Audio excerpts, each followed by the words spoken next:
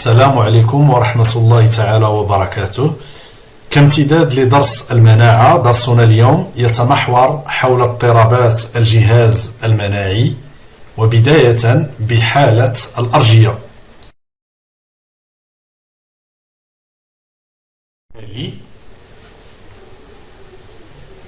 يعمل الجهاز المناعي على إبطال مفعول المولدات المضاد بواسطة الاستجابة المناعية الطبيعية النوعية بمسلكيها الخلطي والخلوي، إلا أنه في بعض الحالات يتعرض هذا الجهاز إلى اضطرابات في أداء وظيفته كحالة الأرجيات والسيدا. فكيف تتجلى اضطرابات الجهاز المناعي في حالة الأرجيات وفي حالة السيدا، وما آلية تأثيرها في الجهاز المناعي؟ Sophie ne vous a pas transmis ces microbes en éternuant. Elle fait juste partie de ces 6 millions de Français qui sont allergiques au pollen. Le mot pollen vient du grec palais, qui signifie farine ou poussière. Le pollen, c'est la semence mâle des fleurs, c'est-à-dire des graines minuscules que le vent, les abeilles et les insectes déplacent de pistil en pistil, autrement dit les organes féminins des fleurs. Et ces particules qui se baladent dans l'air de février à septembre sont un véritable cauchemar pour Sophie et ses acolytes, qui se grattent les yeux, se mouchent et toussent comme des bœufs. À la première inhalation, leur système immunitaire réagit et déclenche des réactions inflammatoires. On parle de rhume des foins. Pour d'autres, c'est pire encore, car le pollen peut déclencher des crises d'asthme, d'urticaire ou des conjonctivites sévères. Le danger peut venir des arbres, des graminées, des fleurs ou des herbes. Et que vous soyez des villes ou des champs, personne n'est à l'abri. En 10 ans, le nombre d'allergiques a carrément doublé en raison de la mauvaise qualité de l'air. Les premiers symptômes se déclenchent dès l'âge de 3 ans. Et c'est surtout à la puberté que le cauchemar commence, joie de l'adolescence. Alors, pour limiter un peu les effets néfastes, sortez couverts, chapeau, lunettes et stylo. S'il ne fait pas beau, vous signerez des autographes. علاقة باضطرابات الجهاز المناعي حالة الأرجيات، فالأرجيات هي اضطرابات تظهر في الجسم نتيجة حساسية مفرطة ضد مواد غير ضارة عادة عند الأشخاص العاديين، مثل حبوب اللقاح أو الغبار المنزلي، وتسمى هذه المواد المؤرجات. تؤدي المؤرجات عند اتصالها أو تسربها إلى جسم الشخص الأرجي إلى نوبات أرجية، ومن بين أعراض هذه النوبات العطس تسببها القراديات، الغبار المنزلي، حبوب اللقاح، زغب القطط والكلاب، ريش الطيور إلى غير ذلك. كذلك الدمعان والطفحات الجلدية تسببها بعض المعادن، وكذلك الأوديما تسببها أغذية وأدوية. على إثر الاتصال ببعض المؤرجات عند الأشخاص الأرجيين، تظهر الأرجية في شكل التهابات تصاحبها حكة وطفحات جلدية، إضافة إلى التهابات القرنية وملتحمات العين، ظهور إكزيما وأوديما الأطراف، وكذلك هناك العطس وحالة الربو. هناك بعض المؤرجات النشيطة كغبار المنازل وبعض القراديات، زغب القطط والكلاب، ريش الطيور، وبعض الأغذية كالبيض، الحليب، توت الأرض، البندق، اللوز، وبعض الأسماك كالسلمون، إضافة إلى بعض الأدوية من عائلة البنسلين. علاقة باضطرابات الجهاز المناعي، هناك بعض أعراض الأرجيات ومسبباتها من خلال نوع الاستجابة الأرجية، المؤرج، موقع تأثيره، وأعراض الاستجابة الأرجية. إذن بالنسبة لالتهاب مخاطيات الأنف، غينيت، وزكام الحشائش، غيم دي فوان، المؤرج غبرة المنازل، حبوب اللقاح، زغب الحيوانات القراديات، موقع تأثيره المخاطة الأنفية، لاميكوز نادال، وأعراض الاستجابة الأرجية تتجلى في العطس الأرجي، الاحتقان الأنفي، وإفرازات مخاطية مفرطة، وعسر تنفسي إلى غير ذلك. بالنسبة للربو الأرجي، لازم المؤرج غبرة المنازل، حبوب اللقاح، زغب الحيوانات القراديات. بالنسبة لموقع تأثيره، مخاطر القصبات الهوائية، أعراض الاستجابة الأرجية تتجلى في عسر تنفسي، زفير وشهيق صافرين، تقلصات تشنجية للقصبات الهوائية الرئوية. بالنسبة للإكزيما الأرجية، الإكزيما أليرجيك، المؤرج هو بعض المواد الكيميائية وبعض الأغذية كتوت الأرض، السمك، الحليب إلى غير ذلك، وكذلك بعض الأدوية. موقع تأثيره الجلد أو الدم. بالنسبة لأعراض الاستجابة الأرجية، صفائح حمراء منتفخة بعض الشيء ومقشرة. بالنسبة للشعر الأرجي، الارتكاب أليرجيك، المؤرج هو بعض المواد الكيميائية وبعض الأغذية كتوت الأرض، السمك، الحليب إلى غير ذلك، وبعض الأدوية كذلك. موقع تأثيره الجلد أو الدم، وتتجلى أعراض الاستجابة الأرجية في نتوءات وردية طافحة على سطح الجلد مع انتفاخ ملتحمات العين والمسالك الهوائية العليا. بالنسبة للاستجابة اللاوقائية أو الصدمة اللاوقائية، لو شوك أنافيلالتيك، هناك المؤرج عبارة عن سموم بعض الحشرات وكذلك بعض الأدوية. موقع تأثيره في الدم، وتتجلى أعراض الاستجابة الأرجية في التهابات تصيب مناطق مختلفة من الجلد، هبوط مفاجئ في الضغط الدموي، التهاب الحبال الصوتية مما يؤدي إلى انسداد المسالك التنفسية، الموت المفاجئ خلال 20 إلى 30 دقيقة بعد حقن المؤرج. تظهر الملاحظة المجهرية في مناطق الالتهاب الأرجي وجود نوع من الكريات البيضاء تسمى الخلايا البدينة، غنية بحويصلات مملوءة بالهستامين ومواد كيميائية أخرى. الهستامين هي مادة كيميائية مسؤولة عن ظهور أعراض النوبة الأرجية لدى الشخص الأرجي. تتجلى الأهمية من تحديد المؤرج عند الشخص الأرجي في أخذ الاحتياطات الضرورية ضد هذا الأخير لمنع حدوث الاستجابة الأرجية وتجنب أعراضها. إذن بعد قياس التركيز المصلي لبعض أنواع مضادات الأجسام تسمى IgE عند أشخاص أرجيين، نلاحظ النتائج التالية. إذن هناك ارتفاع في نسبة مضادات أجسام IgE حيث تصل إلى 2400 NG بار مليلتر عند الأشخاص الأرجيين، في حين أن النسبة العادية لا تتجاوز 100 NG بار مليلتر. إذن فقط هذه مضادات الأجسام لا تظهر إلا عند الأشخاص الأرجيين. بالنسبة للملاحظة المجهرية لخلية بدينة قبل النوبة الأرجية، فنلاحظ أن هذه الخلية تكون مملوءة بحويصلات تتضمن مجموعة من المواد الكيميائية والهستامين.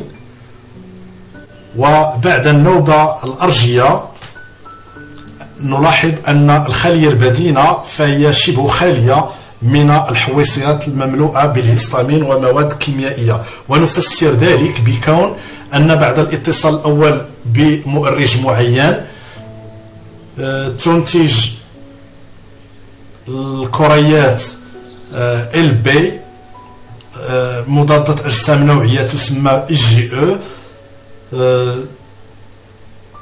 تقضي على المؤرج، وجزء من هذه مضادات الأجسام تلتصق بالخلية البدينة.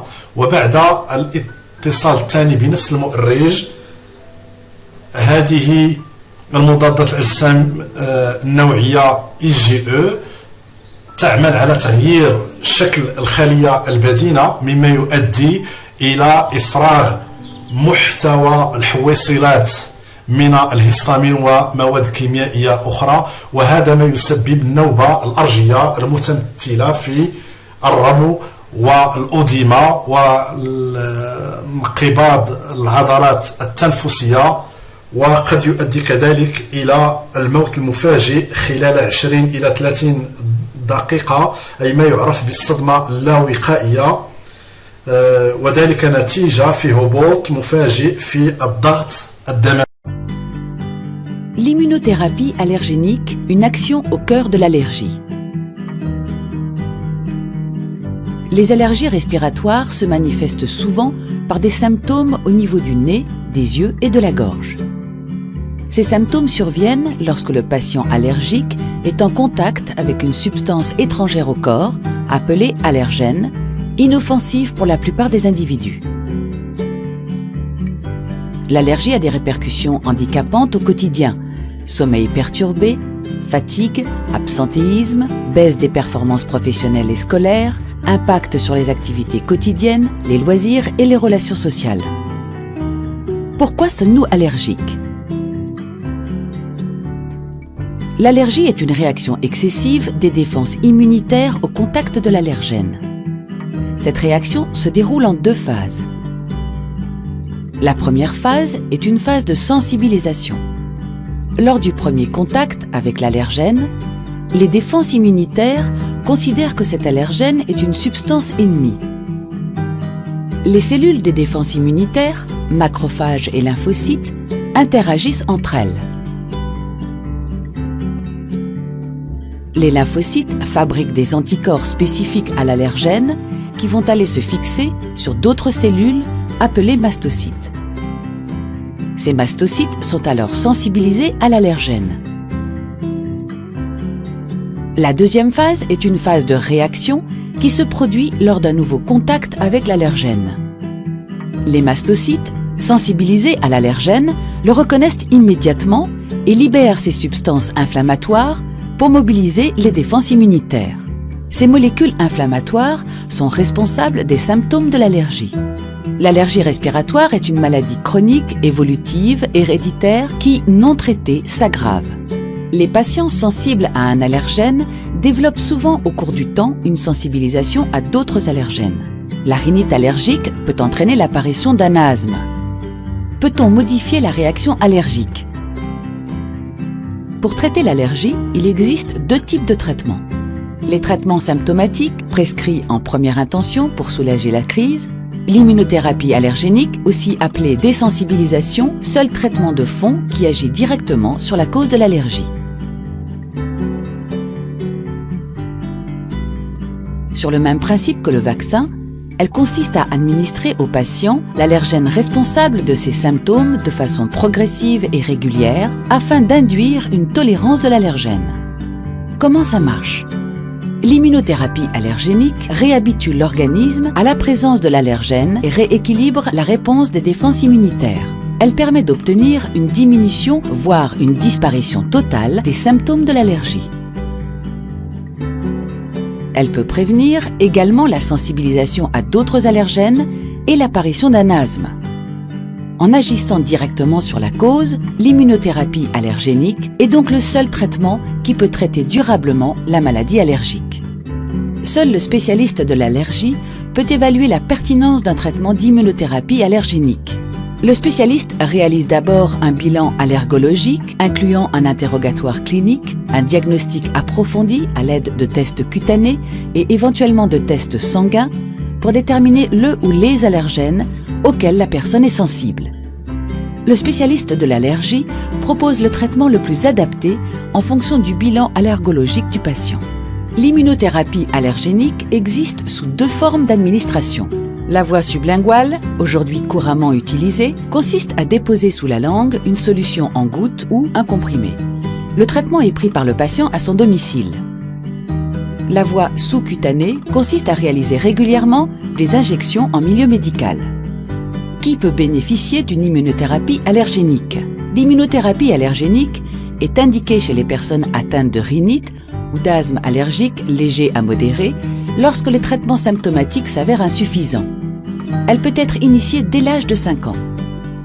Quand débuter une immunothérapie allergénique? Dans le cas d'allergies saisonnières, comme l'allergie au pollen, le traitement peut être initié quelques mois avant l'arrivée des pollens et poursuivi pendant la saison pollinique. Le traitement peut ensuite être interrompu et repris l'année suivante selon le même protocole. Dans le cas d'allergies pérannuelles, comme l'allergie aux acariens ou aux poils d'animaux, le traitement peut commencer à n'importe quelle période de l'année et sera poursuivi sans interruption. Pour obtenir un effet à long terme, il est nécessaire que le traitement dure au moins 3 ans ou 3 saisons consécutives. L'immunothérapie allergénique, en agissant sur la cause de la maladie, peut réduire dès les premières semaines les symptômes allergiques et améliore la qualité de vie des personnes allergiques.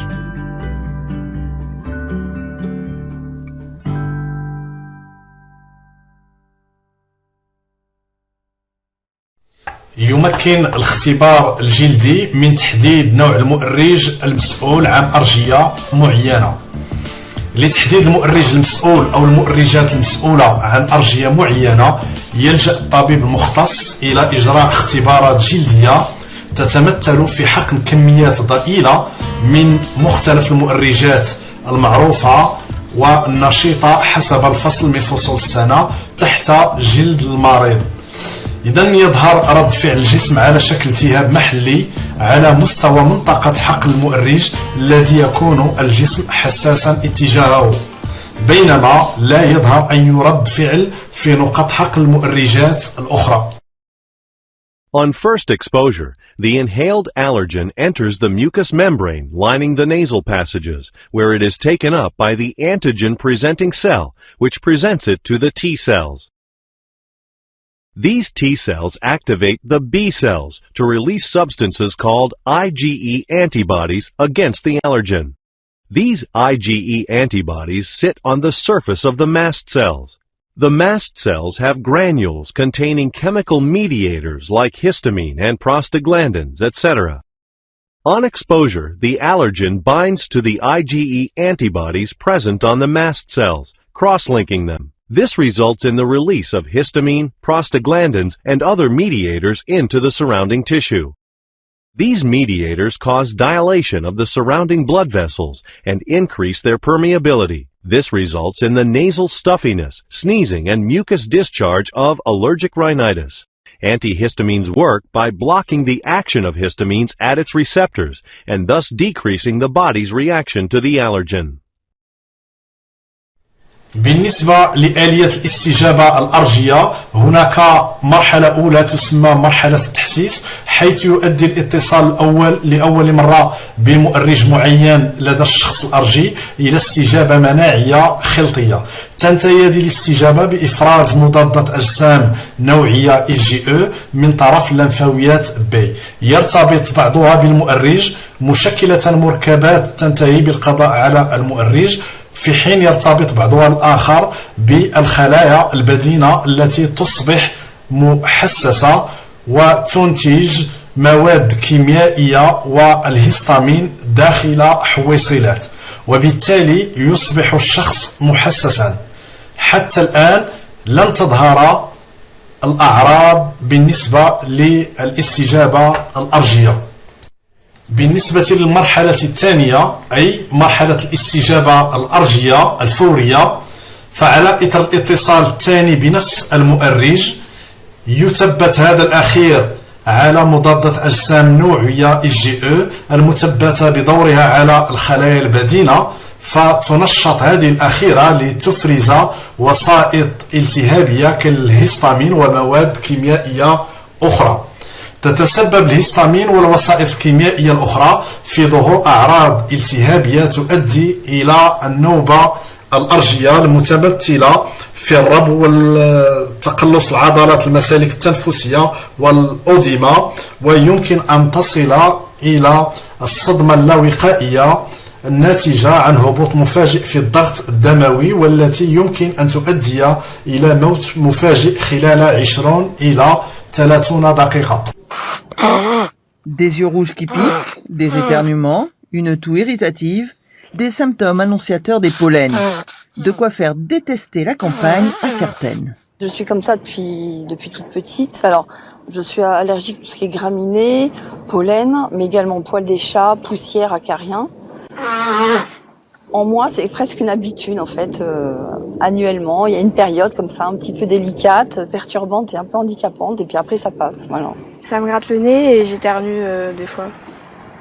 Mais après, quand je m'en vais de l'endroit où je suis allergique, ben, ça passe tout seul. Comme Gaël et Alice, un Français sur 4 souffre d'allergie. Qu'elle soit respiratoire, cutanée ou alimentaire, le processus est toujours le même. Le système immunitaire s'affole et lutte contre des allergènes jusqu'alors inoffensifs. C'est le cas de Sophia, qui développe des réactions depuis qu'elle s'est installée à Bordeaux. J'avais besoin de faire le point, savoir à quoi j'étais allergique et mettre en place un traitement si nécessaire. Diagnostiquer les allergies passe par de simples tests cutanés. Les allergènes courants, comme les acariens, les moisissures ou encore les graminées, sont introduits par une minuscule piqûre sur la peau. Rapidement, l'épiderme réagit de façon visible 20 minutes après l'application.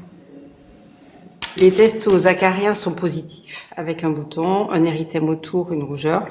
Ici, le chat, les moisissures, le chien, les insectes rampants, et ici, les pollens de graminées. Elle va avoir une consultation avec l'allergologue, qui, en fonction de la consultation, va décider d'une désensibilisation éventuellement.